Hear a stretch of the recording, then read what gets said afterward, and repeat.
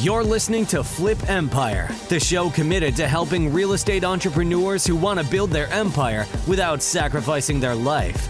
Your success and freedom starts now with your host, Alex Pardo. Good day, my friend. I hope my voice finds you doing amazing today, and I trust that you had an incredible Thanksgiving, whether you spent it with loved ones, whether you spent it with a significant other, or maybe it was some friends. Maybe you were by yourself. Wherever you were, however you were spending Thanksgiving, I hope you know the many things you have to be grateful for. And I can say that with confidence globally, knowing that there's a lot of different people that listen to this in a lot of different situations, going through different things. But the fact that you have the ability to listen to me and to plug into this podcast tells me all I need to know. It tells me you're blessed beyond measure. It tells me that there's so many things you can be grateful for. And yet oftentimes, myself included, we tend not to highlight the things that we're grateful for. We tend to just focus on what's missing or the lack, focusing on the gap, not the game. So I want to express some gratitude to you now post Thanksgiving. Hopefully you didn't completely overeat. Hopefully you didn't spend more money than you should have. Black Friday shopping, Cyber Monday, whatever the case might be. And hopefully you took that as an opportunity to not only consume and spend, but to invest and pour back into yourself. I remember about 2 to 3 years ago, a good friend of mine, Tim Bratz, put out a post on Facebook, I think it was, and he essentially talked about how while other people are out on Black Friday and Cyber Monday spending and consuming, what are you doing yourself? What are you doing to yourself to advance your situation in life? What are you doing to grow? And off the top of my head, I remember him talking about choosing those days to either invest in yourself, invest in someone else, invest in an asset, right? So like those are just a few of the things that come to mind, but hopefully you were able to do that and know that you are the very best investment you could make. So anyways, I also want to express some gratitude. I had the opportunity, my good friend Marcelo, who is a chiropractor and spearheaded Thanksgiving food drive efforts. And I had the opportunity, the morning of, one of my daughters, Ariana, was not very excited about participating. We had to go to Publix, pick up 3 full shopping carts filled with Thanksgiving food. And we had 5 families in the Homestead area that we were going to drive around to delivering this food, just blessing others. And she was kind of complaining. She wasn't into it. She had a play date later on in the day scheduled with my wife and her friends, and she was focused on that. And I try to take as many opportunities as I can to put my girls and my family in a situation where they put others first and where they get to serve and give back, because I truly believe a life worth living is a life where you're giving, right? A life worth living is a life when you're giving. And I can tell you selfishly that nothing feels as good as serving and giving back, and knowing that you've been able to bless somebody, knowing that you've been able to have a positive impact on others. And I actually posted this on social media, but the irony is that while in my opinion, my belief is that God uses us to bless others, in the process, we are getting more blessed. Like we're the ones truly getting blessed. And I feel my heart and spirit fill up every time I have an opportunity to do that. And I need to be more conscious and aware to take advantage of more of those opportunities and say yes more often.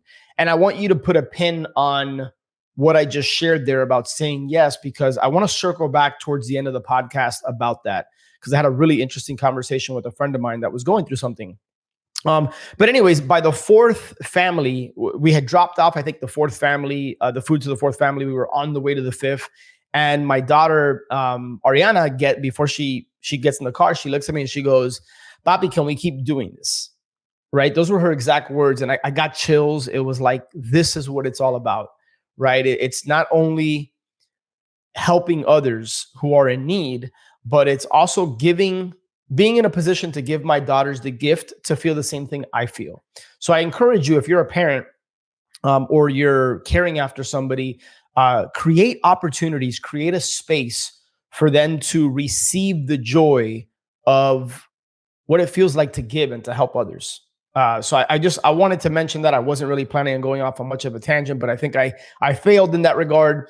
Hopefully my message is well received. But I was on a call just yesterday with a group of pretty high level real estate investors and entrepreneurs. And there was one guy who had achieved a certain level of success, and now he was getting involved in the storage asset class. And he was kind of struggling. He was talking about how his efforts are falling short. He's not gaining the kind of traction he wants. And I'm throughout the years, and I think I've developed the skill from just being in a position to coach some pretty incredible people, is you got to listen to people's words, and then you got to watch their actions.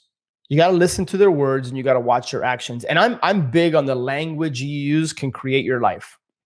And sometimes, myself included, we say things and we're not aware. And I think you need to calibrate more and more and be in tune with the words coming out of your mouth, because I do believe it creates your reality.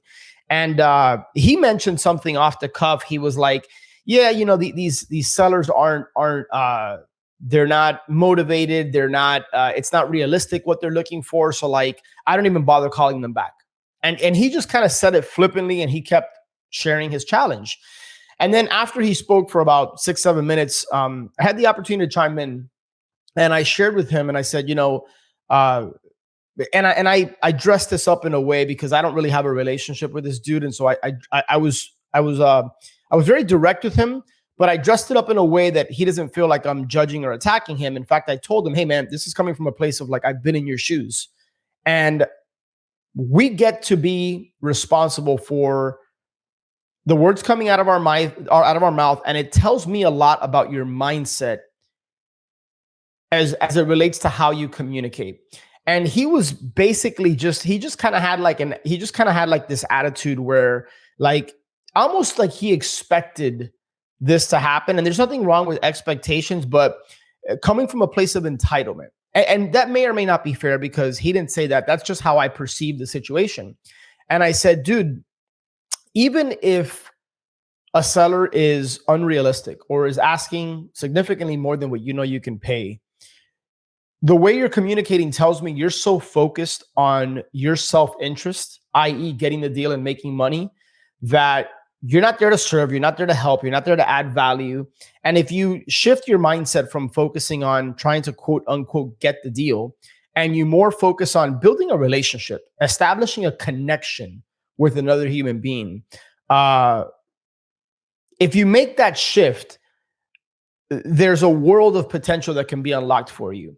And I continue to tell him that I've been fortunate, guys, and I don't want to throw out a large number there, because one thing I've learned about numbers, whether we're talking about money or number of deals and all that, is that it's all relative, right? Like your large number is a very, very tiny, tiny number to somebody else. And your number can be very large to somebody else. But I would venture to say, and I do this, I say this just to provide some context, but I got involved in real estate late 2005.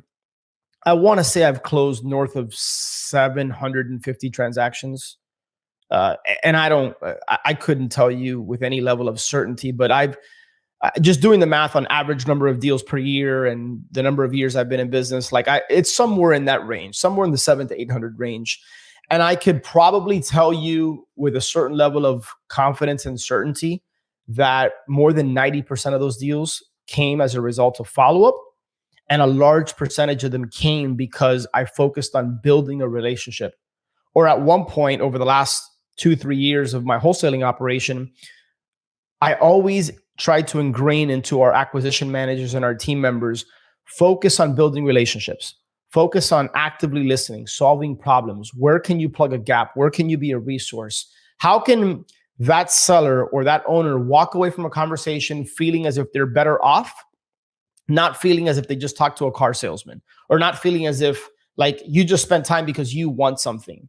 And that simple tweak, that mindset shift, that approach, the way you have a heart close with somebody, not a hard close. Notice the distinction and the nuance. I didn't say a hard close. I said a heart close, right? And a heart close to me is selling what you have, because we're always selling something, right? And I believe, I learned this years ago, that if you truly believe in your product, service, and it can help somebody, it's your duty and obligation to sell them, especially if you know what you have can help them. I really do believe that. And so I was just sharing with this dude, like, man, first of all, everybody deserves a callback, right? In my opinion. Some of you might disagree, and that's fine. And this is not to get into a conversation about, well, he's a one-man show and he's got this going on, and how can you scale, and blah, blah, blah, blah, blah. If somebody's going to respond back to you, there's some level of interest there. It's the deal might not make sense today, but build a relationship and you'd be surprised what might not happen in 6 months, 9 months, 12 months, 2 years, 3 years. A good buddy of mine, Terry Royce, just closed on his 10th, I think it's 10th storage facility. And he recently shared with me how it took him, one of these last closings, it took him over 2 years of following up and building a relationship with the seller. Over 2 years, right? So I ask you, are you treating leads as if they're another lead? Right? Are you talking about the number of leads you generate, the number of deals you close, or is it do you look at these people as human beings that have a particular need, and your service, your product can solve that need, right? If you shift your mindset and you stop looking at people as leads and you look at them as people in a particular situation, I believe that a world of possibilities can be unlocked for you. I really, really do believe that. So the point of this is to focus more on the person and the relationship and less on trying to do the damn deal, right? Like a deal's just a deal, right? And money's going to come and go. And yes, money's a valuable tool, and go get it, because there's an abundant amount of it out there. But the way you get it is by focusing on building relationships, regardless of whether you get the deal or not, right? And I want to kind of transition and hopefully do a half decent job of kind of tying these topics together. But I was on a call. I alluded at the beginning of the podcast how I wanted to end the show with this conversation I had with a really good friend of mine who was going through something. And essentially, he was telling me how the fact that he's always trying to please people and always trying to be there for them, and his heart is in the right place and he's got the right intentions, but he was doing it at a detriment to himself and his marriage. Right. And I think the pendulum can swing so far the other way that when serving others and pouring into others starts to take away from you and your family and your situation, I think that's when it backfires. Right. And we've all heard that probably overused analogy of you got to put the oxygen mask on first before you go put the oxygen mask on others. If you were in a plane that was, nose diving or whatever the case might be, it's true. It's true. You got to fill your cup before you fill other cups. There's my last corny, cheesy analogy. But I think the point holds true. If you're doing something from the right place, but you're not honoring yourself in the process, right? I think that you get an opportunity to evaluate that, right? Every time you say yes to something, you're saying no to something else. So I oftentimes think in terms of opportunity cost. And I am in a season now where I am more conscious and aware to say yes to my daughters and say no to more business opportunities and more things going on. I shared months and months ago how after 2 years, we shut down 3 different e-commerce ventures that were a failure. I mean, let's just call a spade, right? Like, they were not a success. They took a lot of time, energy, and money. And it's because a year, 3 years ago, I was in a season where I was more opportunity driven, and I kept saying yes to more opportunities, filling my plate, because I wanted to quote unquote diversify and have all these different streams of income. And yet, because I was saying yes to those opportunities, I don't know that I was consciously aware that I was saying no to these other opportunities. And I've been more in tune with the fact that, like, I might be in the middle of doing something, and one of my daughters or both will come up to me and they want to play. They want to hang out with their dad. They want to do something. And I'm aware that at some point in the future, that might not be the case. In fact, from what I hear from many, many people, they're going to get to a stage where daddy isn't cool. They don't want to play with daddy. And I started asking myself, like, why am I saying no? Not always, but in some situations, why am I saying no when the very thing I'm doing is the very reason I'm doing what I'm doing is, yes, to help and serve others, but it's also for my family. And it wasn't in alignment. So I don't want to say I've challenged myself, because it's not a hard challenge, but I've been saying yes to them more. And at the same time, on the flip side, I've been more conscious to say no to other opportunities. And so just think through that lens, think through that. When you have to make a decision, ask yourself, is this getting me closer to my goals? Is this getting me closer to my vision? And then I want to throw in one that I haven't really talked about in the past, but like, what is the opportunity cost? If you're going to say yes to this, what are you saying no to? If you're going to say no to this, is it taking you further away from your goals and your vision, or is it taking you closer to your goals and your vision? Right? I get emails pretty frequently about just different things going on. And hey, like one of the challenges I've had, to be totally transparent, is people reach out and they want to schedule some time to chat. And I'm grateful for that somebody cares enough that they want to hear what I have to say, or they want to connect with me. And the pendulum was starting to go the other way, where I was looking at my calendar and I'm like, I have all these Zoom calls. I have all these like little micro calls, and that breaks me up from the flow of trying to focus on one thing. Or, right, like I have to rearrange certain things. And like one thing I've learned is that you have to honor yourself, and you have to protect your calendar and your time, because if you just give it away freely, others will take advantage of it. And then now you've kind of succumbed to their schedule. So don't find yourself in that place.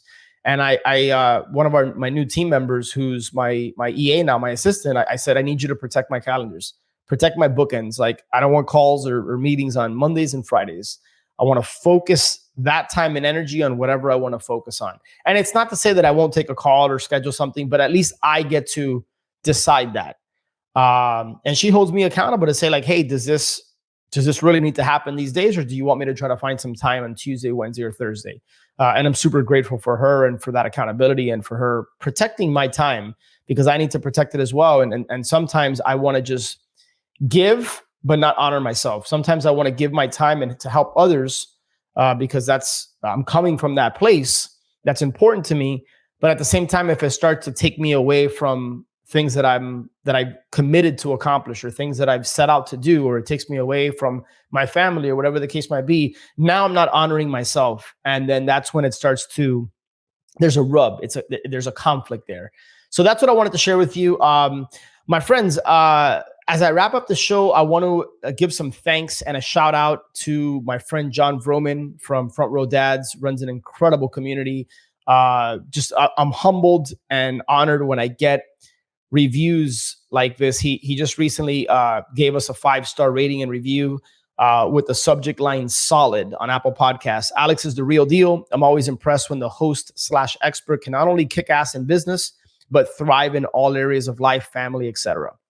Alex has the intelligence and heart to make money while making a difference and bring his brothers along for the ride. So, John, my man, thank you so much, dude, for taking the time to write that and for your words. I will receive that and let it land on me. Sometimes it once was awkward to read this, because I didn't want you to think, the audience, that like I'm here trying to like, puff out my chest and pat my own back. But I'd like to say that awkwardness is gone, and I've grown beyond that. And hopefully, if you've listened to the show, again, you know where my heart's at and you know where I'm coming from. So I share that to more just express gratitude and put that out there. And I truly believe that if you want something, you got to put that out there. If you want love, you got to put love out there.